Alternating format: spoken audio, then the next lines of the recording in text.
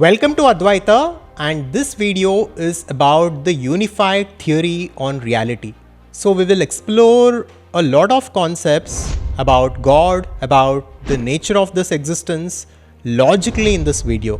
So I will try to talk about these concepts more with the framework of logic than philosophy in this video.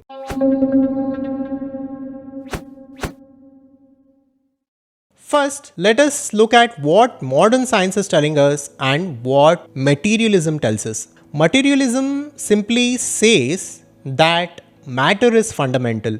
The universe came first and then it gave rise to consciousness, human consciousness. And through this human consciousness, we are able to experience this world and we are trying to understand the universe itself. And matter is primary, and matter gives rise to consciousness somehow because of brain activity and neural activity. This is the simple framework of materialism, and this is what most of the scientists believe in. Most of the scientific community do not believe in the concept of God, and they simply say that there is no need for God and this universe has emerged out of nothing, and after a while it simply subsides into nothing. Of course, from the perspective of a human mind, it looks like matter is fundamental. It looks like matter exists. As we come to this world, as we interact with this world, and as we talk to different people, it seems that there is a reality outside of us and we are just a small, tiny part of that reality. And this entire world, the planets and galaxies are all made of matter. It seems like that to us and it seems obvious to us. But let us talk about the creation of the universe. Can something actually come from nothing? Just think about it logically. Can you imagine this universe and this time-space reality coming out of nothing? Can you imagine matter coming out of nothing? This is simply beyond the framework of logic. The logic fails here. Science cannot explain the creation of the universe. Science cannot explain what was there before the creation of the universe. Nobody actually knows about this. But the ancient scriptures of India give us detailed explanation on the creation of the universe. The ancient Vedanta explains the creation of the universe elaborately. It is said that before the creation of the universe, there was a subtle intelligence. We can call it pure consciousness. The name given to this pure intelligence or pure consciousness is Satchidananda. It translates to existence, consciousness and bliss. This pure consciousness is very subtle. It is very much out of reach of the human intellect because of its subtleness. We cannot see it, we cannot sense it, we cannot feel it. But it is the source which enables us to see and feel and think. This subtle source, this pure intelligence which existed before the creation of the universe will also continue to exist after the dissolution of universe because this subtle element is beyond time-space reality. Space cannot hold it, time cannot control it. This subtle intelligence is not a man, it is not a thing, it is something beyond matter. And this seems like nothing to us. This seems like nothing to the human mind. But something cannot come from nothing. The universe came from this subtle pure consciousness. And this was the seed from which the universe emerged. As the universe emerged, matter came into being and different galaxies and planets came into being. And these galaxies started expanding. And here at this stage, we can refer to science, as science will do a better job in explaining the expansion of the universe and how the planets cooled down and how water came into the picture, and because of water the small unicellular organisms came into existence, and later due to evolution and natural selection human beings came into the picture. Now of course, from the point of view of human mind, it sounds like there is no need for God.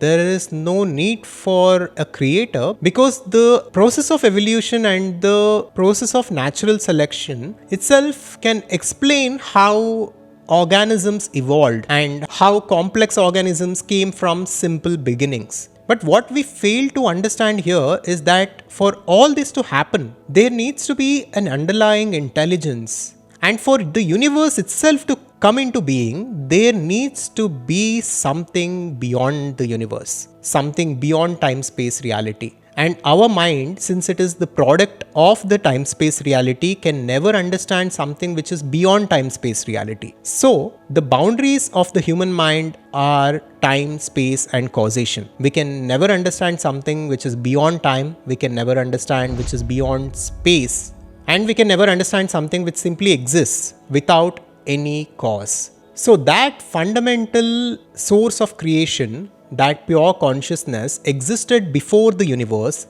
and it exists after the universe, and it exists in the middle in the form of the universe. So that God is what this universe is. That God is who you are, that God is who I am. This is the teaching of the Upanishads. That God alone exists everywhere all the time, and matter simply cannot come into existence without any cause, and it cannot come into existence from nothing. What we can instead say is this universe as it is right now came into being from something which is very subtle, which is so subtle and which is so out of reach of the human intellect that it seems like nothing to us. That is why we say universe came from nothing. But for a tree to come, a seed has to be there. For the universe to come in this way, a subtle element had to be there before time-space reality, which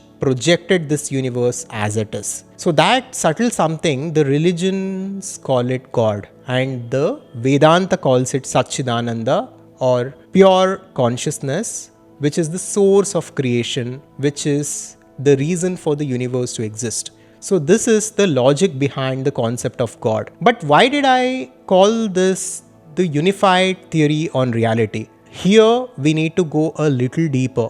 Until now, we did not discuss anything which is very radical. I simply said there is a subtle intelligence which is not a person, which is not a thing, but it is pure consciousness and pure intelligence which existed before the creation of the universe, and within which the universe began to emerge in this way.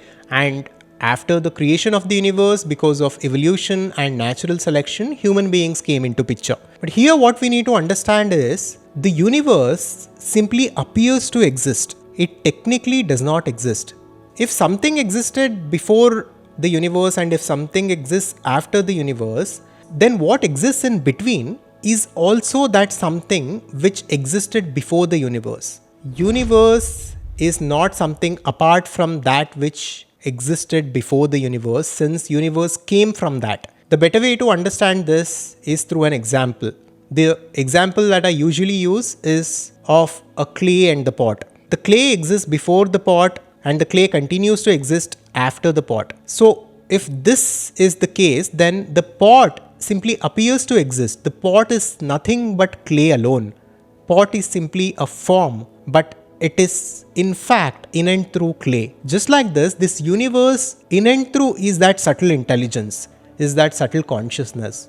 This universe in and through is God.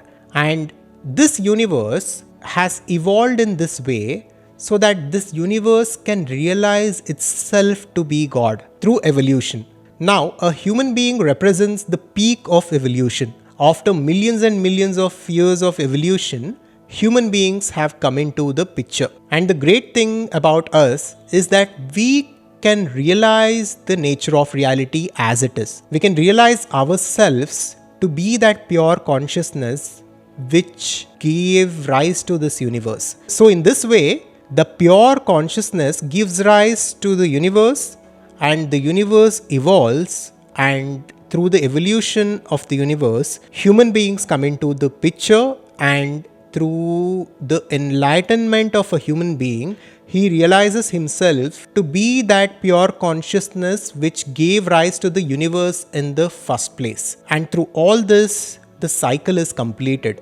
This is how it becomes a unified theory of reality. So we in our truest essence are that pure intelligence and that pure consciousness which gave rise to this universe. We are that pure consciousness. In fact, everything is that pure consciousness. That is the teaching of Advaita Vedanta. And this is the logic behind Aham Brahmasmi. When the Upanishads say Aham Brahmasmi, it is not referring to this body or this mind. It is referring to our true nature, which is beyond this body and mind, which is that pure consciousness, which in fact at the beginning of the universe gave rise to this universe. That is who we truly are, and that is beyond time.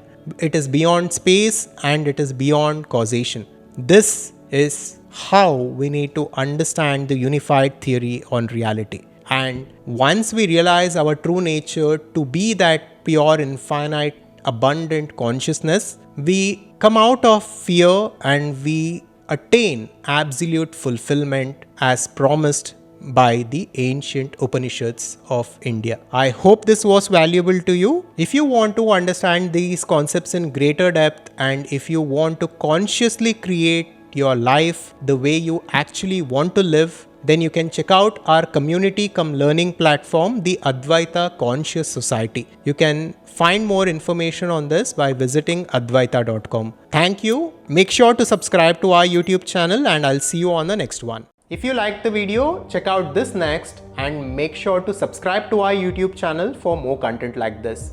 Thank you and welcome to our community.